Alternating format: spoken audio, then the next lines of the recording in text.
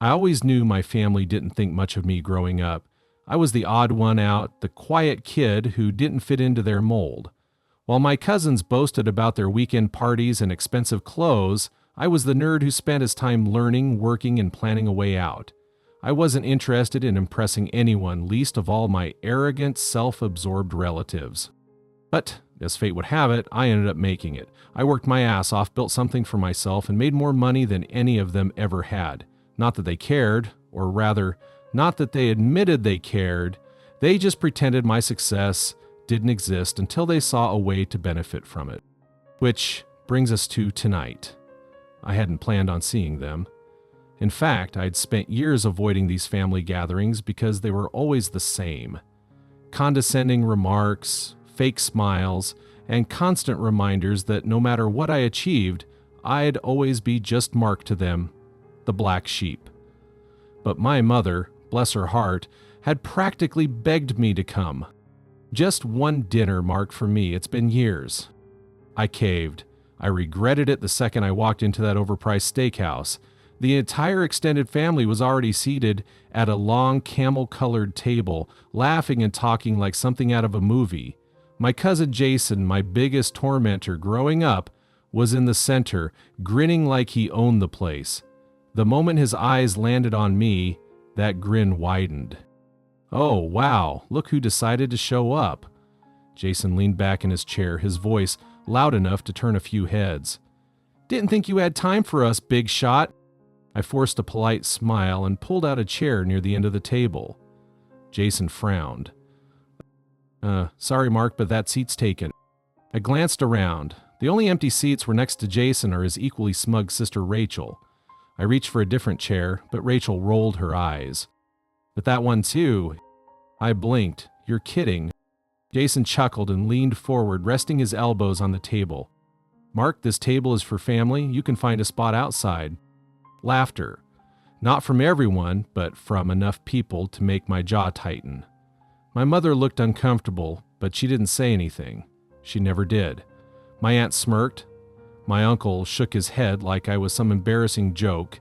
And Jason looked pleased with himself. I could have left, I should have left, but instead, I smiled. "Outside, huh?" I said. "Nah, I'll stay." I grabbed an empty chair from a nearby table and dragged it over, placing it just outside the main group, but still close enough that I was technically at the table. A waiter came over, looking uncertain, but I just waved him off and ordered a coffee. Jason and Rachel shared a look, but they didn't argue. Not yet. Then the real show began. I wasn't stupid. I knew why they wanted me here. They didn't care about catching up. They cared about flexing. All throughout dinner, they made a show of ordering the most expensive things on the menu. "I'll take the Wagyu," Jason announced, flipping the menu shut, "and the lobster. Oh, and another round of drinks for everyone." He shot me a smirk.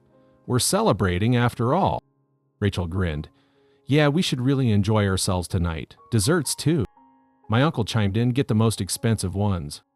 The waiters kept coming and the bill kept climbing. I said nothing.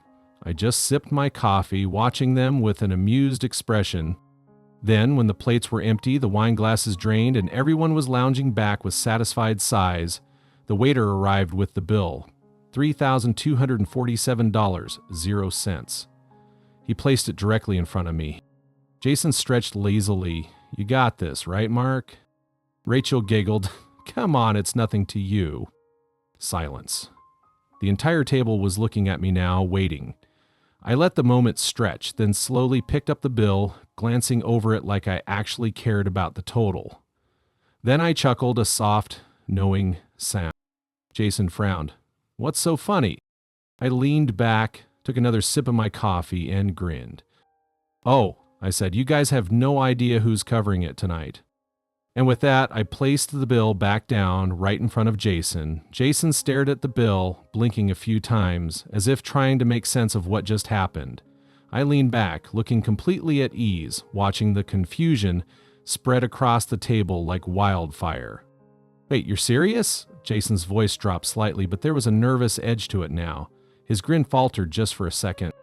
I didn't respond immediately. Instead, I took another slow sip of my coffee, watching his expression shift from confusion to realization, then to something far darker. Rachel, noticing the change, gave Jason a quick nod. "Isn't your company doing well, Mark?" she asked sweetly, the edge of sarcasm nearly unnoticeable. "Surely a little dinner like this won't put a dent in your wallet." There it was, the expectation, the assumption that I had to pay for their indulgence just because I was the successful one. They didn't care about the effort it took to get here. They didn't care that I busted my ass for years, building my own business from the ground up. All they cared about was the money they thought I should share with them. But this wasn't just about money. No, this was about them thinking they could get away with treating me like dirt while benefiting from my success. Jason tried again, his voice now more forceful, though his smile was more a tight grimace. "Come on, Mark, you know you can afford it." He looked at the waiter and back at me, like he was about to give me one last chance to be the nice guy. "The bill's huge, but you're a businessman, right? Just swipe that card and call it a night." My mother, who had been silent up until now, shifted uncomfortably in her seat. "Mark, honey, please, it's just a dinner. It's a family gathering, and you know how they are." Her voice trailed off as if she was trying to keep the peace, but I could tell she wasn't entirely on their side. My mother had always been the peacemaker, the one who never wanted to rock the boat. But this time, I could feel the frustration bubbling beneath the surface, the way she knew I was being taken advantage of, but didn't have the courage to say anything. I set the coffee cup down gently and looked around at the faces staring at me. My uncle, his big belly spilling over the top of his chair, was now leaning forward, his voice gruff. "Look, Mark, I don't know what's going on with you, but don't act like we don't know your situation. You've been making bank for months now. Don't be a child, pay the bill, and let's go home." He was practically demanding it now, his tone cold and calculating. The others around the table nodded, some of them still grinning, others just waiting for me to buckle under the pressure. It was clear that they thought I would cave, that I would just pay to avoid the awkwardness. But I wasn't going to cave. Not this time. Not after all these years of being belittled, of being the one they always mocked or ignored when it wasn't convenient for them. And it wasn't just that. No, there was something more satisfying about watching them squirm now that they had no idea what was coming. I smiled a little, not a big proud grin like Jason, but a small, almost playful smile. "All right," I said, my voice calm and controlled. "I'll pay the bill." A chorus of relieved sighs echoed around the table, some of them even clapping me on the back like I just won some moral victory. But I wasn't done yet. Not by a long shot. Jason's face lit up. "See? That wasn't so hard, was it?" He gave a mock salute. "Thanks, big shot." I leaned forward, my smile never faltering. "No, I changed my mind. Good luck, guys." The silence at the table was instant, like someone had pressed the mute button. For a moment, no one moved, no one said a word. Jason's face shifted from confidence to something darker. He opened his mouth to protest, but I was already standing up, reaching for my jacket. I wasn't going anywhere just yet, but I wanted them to feel the tension rising. "By the way," I added, my voice low, "if you don't want to be responsible for this big check, you might want to think about how much you order next time." Jason's eyes were wide now, no longer the confident cousin who always took advantage of me. His jaw clenched and he glanced around the table, clearly unsure what to do. He'd expected me to be the punching bag again. Instead, I was setting the rules for once. I turned to leave the table, walking slowly, knowing full well they would follow the script I had set up. The waiter was still standing there, waiting for someone to take charge. And then I heard it. Like, taste and snap. You can't just direct. But I didn't let him finish. "I'll be over there," I called back, gesturing to the lounge area a few feet away, out of sight from the main dining room. "Just let me know when you've figured it out." I walked away. I could feel the tension in the air as I made my way to the lounge. They didn't know how to handle it. They thought they could push me, guilt trip me, and I'd just fold like I always had. But this time, I wasn't going to play their game. The arrogance, the entitlement, they were about to learn a lesson they wouldn't forget anytime soon. As I sank into the plush chair, I glanced back toward the dining area. Jason was standing there now, nervously adjusting his collar, talking in hushed tones with Rachel and my mother.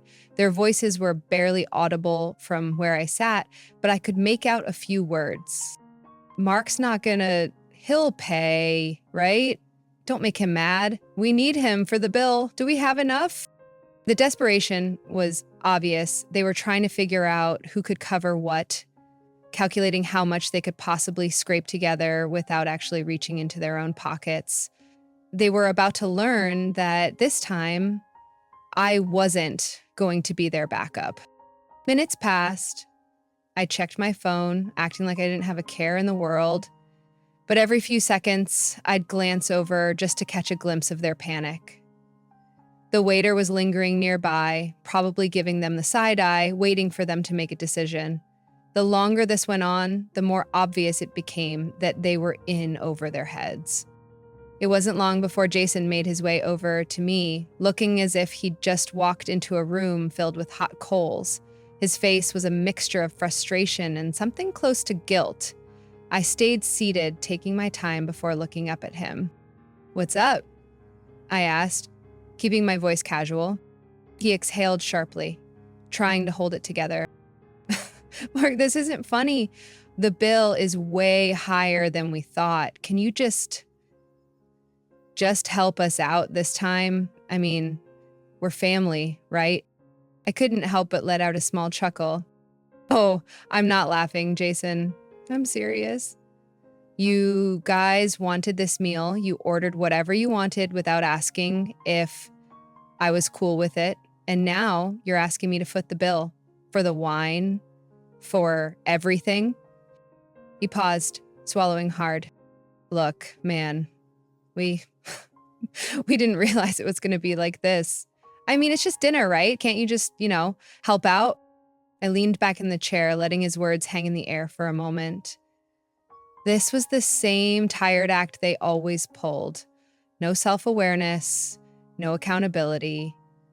They didn't care about me, they just cared about my money.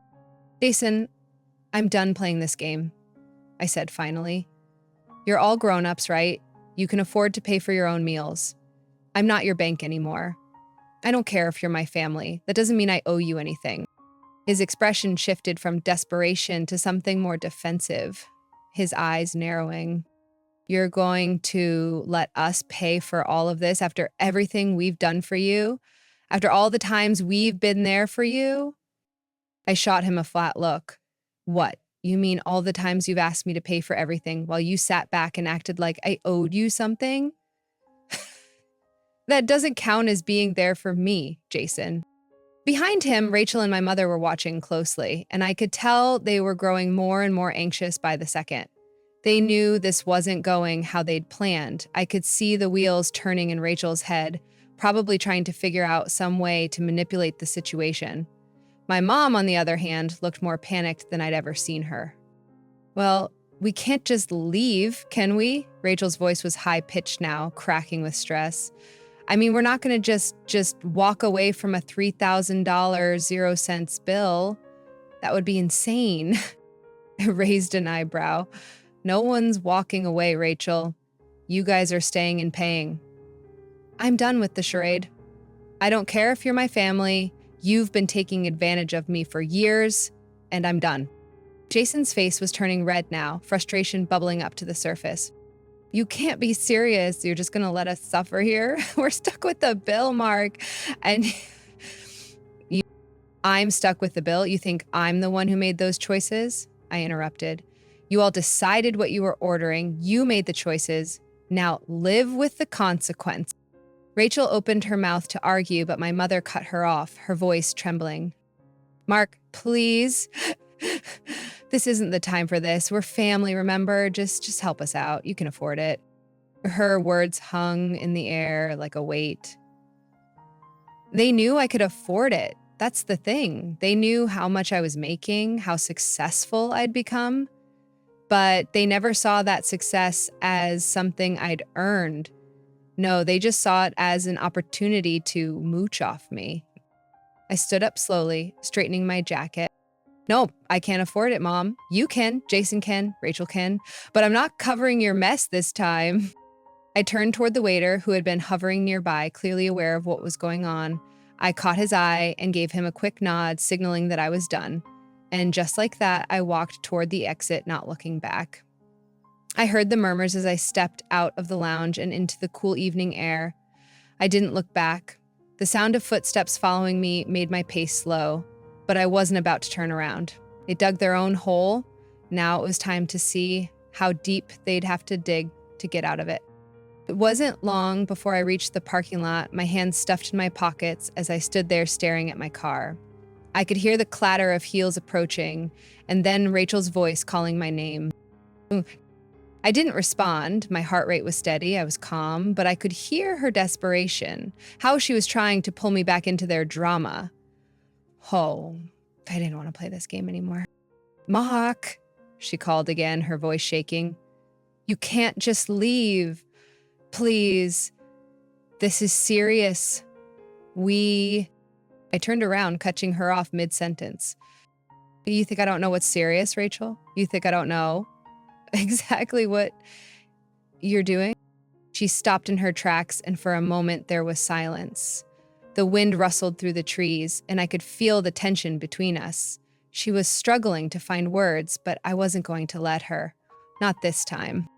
You've been using me for years, I said, my voice quiet but firm.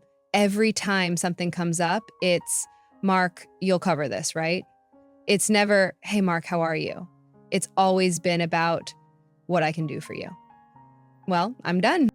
And so what she was really doing was her eyes flickered, and I could see the guilt flash across her face before she quickly masked it with an angry expression. You can't just leave us hanging like this, she snapped, her voice growing louder. We need you. You can't just walk away from family when we're in a tough spot. I felt my jaw tighten, but I forced myself to stay calm. I'm not walking away from family, Rachel. I'm walking away from your entitlement. This isn't family. This is manipulation. And I'm done letting you use me. For a moment, she just stood there, her face flushed, trying to figure out what to say next. But before she could respond, I saw Jason and my mom emerge from the restaurant, looking frantic. Jason's shirt was half untucked, and he looked like he'd been running. My mom's expression was a mixture of guilt and panic, her eyes wide as she spotted me standing there, just out of reach. Mark, please. We don't know what we're going to do, my mom said, her voice cracking. We can't afford this. You're the only one who can help us. Her words hit me, but not in the way she expected. I felt a strange, almost detached satisfaction as I watched their desperation unfold. They had pushed me for so long, and now they were realizing that there was a cost to everything. You think I'm just going to bail you out again, huh? I asked, my voice more quiet now. You think this is just about money? Well, it's not. This is about respect. This is about recognizing that I've worked my ass off to get where I am, and you can't just keep using me when things don't go your way. Jason took a step forward, hands held out, pleading. Mark, come on, don't do this. We're family. You've got to understand. This isn't just about the money. It's about... No, Jason. I cut him off, my tone hard now. It's always been about the money for you. The second you thought I'd pay, you stopped considering me as a person. You saw me as an ATM. I could see Jason's face redden as he struggled for words, his mouth opening and closing like a fish out of water. It was as if he couldn't believe this was happening, like he couldn't comprehend that I wasn't just going to fold under pressure. I glanced at my mom, who was looking more frantic now, her eyes darting between me and the restaurant, probably wondering if I was going to come back in and solve the problem for them. But I wasn't. Not this time. You've made your bed. Now you lie in it, I said, turning away. I'm done here. Before they could say anything else, I opened the door to my car and slid in. I started the engine, the low hum of the car filling the silence between us. I could see their figures in my rearview mirror, still standing there, frozen in disbelief. But I wasn't about to feel bad for them. They had their chance. They always had their chance. As I drove off, I felt this strange sense of liberation. For once, I wasn't being the sucker. I wasn't the one who was going to get used, and as the restaurant faded into the distance, I knew I had made the right choice. They had pushed too far, now it was time for them to face the consequences of their actions. I hadn't gotten far when my phone buzzed, and I knew instantly it was them. I didn't bother answering. Let them call, let them text. I wasn't picking up anymore. But of course, they didn't give up. They didn't just let it go. By the time I reached home, there were 6 missed calls from my mom, 4 from Jason, and a text from Rachel that read, "Mark, we're really sorry. Please come back. We'll pay you back. Please don't leave us like this." I stared at the text for a long moment, my fingers hovering over the keyboard, but I didn't reply. Didn't need to. They had no idea just how badly they'd miscalculated. I tossed my phone on the couch and grabbed a beer from the fridge. It was quiet in my apartment. I could hear the faint sound of traffic outside, the soft hum of the refrigerator, and nothing else. The silence felt so much better than the chaos I just walked away from. But as the minutes passed, I started to feel this odd mix of satisfaction and something else. Relief, maybe. It wasn't about the money anymore. It was about finally standing up for myself, something I'd never truly done with them. Just then, I heard the sound of my phone buzzing again. I glanced over. It was another text from Rachel. This time, it was short and to the point. "We can't pay the bill. It's $3,000.00. Please help." That was it. I stared at the message for a long time. It felt almost unreal. $3,000.00. The same amount they'd casually dropped on me earlier, thinking it was no big deal. I thought about how they had expected me to cover it all, how they had planned their night around me picking up the check like it was nothing.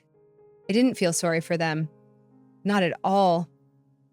I sat back down on the couch, cracking open the beer and watched the screen, waiting for the inevitable calls to follow.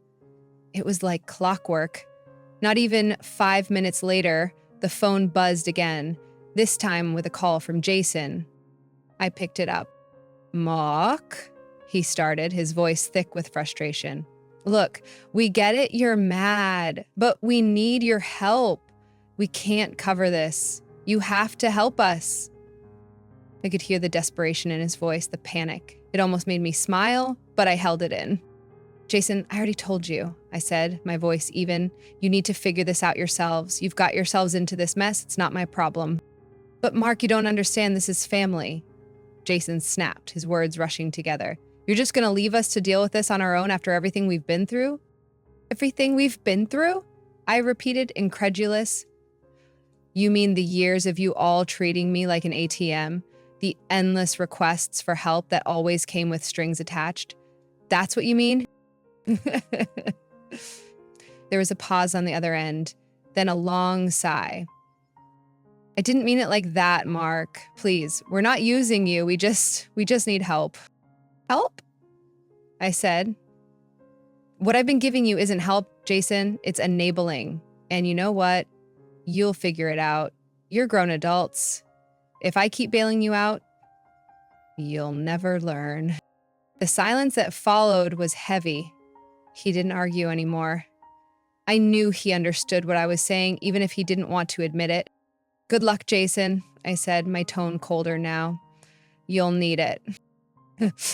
I hung up before he could say anything else. The rest of the night passed quietly. I enjoyed my beer, put on a movie, and let everything unfold. Sure enough, I got one last text from my mom, reading, "Mark, please, if you're still upset, we'll make it up to you. Just please come back and pay the bill." But I didn't reply. They were on their own now. The next day, I learned they hadn't been able to pay the bill and had to make some embarrassing calls to their own friends for help. I heard they even had to take out a loan to cover part of it. The worst part? The manager of the restaurant had called them out for trying to play the family card and using people to cover their irresponsible spending. They were humiliated. And me? I didn't feel an ounce of guilt. In the end, the real payoff wasn't the money or the satisfaction of watching them struggle. It was the fact that, for once, I had taken control. I had finally drawn the line, and that was worth way more than any meal I